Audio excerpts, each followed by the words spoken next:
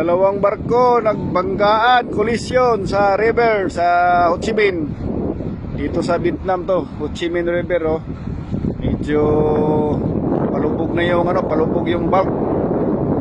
Hindi natin talaga yun yung magandang angle oh, yan oh. Yan oh.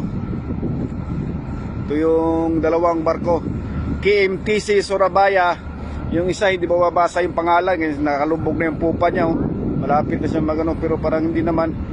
Yun! Kitang-kita brad, ano? Yan o, banggaan talaga. Sus, talaga naman o. Lupit. Yan o. Uy! Malakas brad. Kasi pasok na pasok o. Buti hindi umamo sa akomodasyon. Yan o. Yan yung mga kaibigan o. Surabaya KMTC. Yung isa yung pangalan, hindi makikita yun o. Talagang suwak na suwak yung ano niya o. Prowa niya mismo talaga. Ayan o. Kaya ingat-ingat mga kabaro. Ingat-ingat kayo dyan.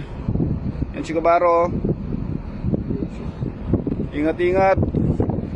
Bayan! Ingat dyan! Ingat! Ingat!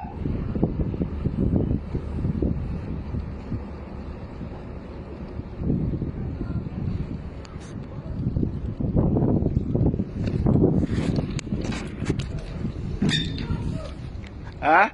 Hindi ka na nanaginip. Andun pa si George. Natulog si George yan. Super yung pagkaano niya talaga sa forward niya. Talagang swak na swak siya oh. Pumapasok talaga oh. Oh. Talaga sa bodega 5 banda. Kaya pala yung bodega 5 nabukas. Oo, talagang barag talaga. Talagang mga siguro mga 10 meters to 15 meters ang pumasok ng forward sa bodega. Oh.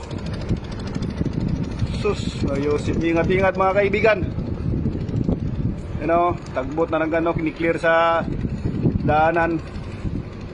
Ito yung barko namin, super ayos naman. Tingnan mo naman, mga 10 meters na pasok.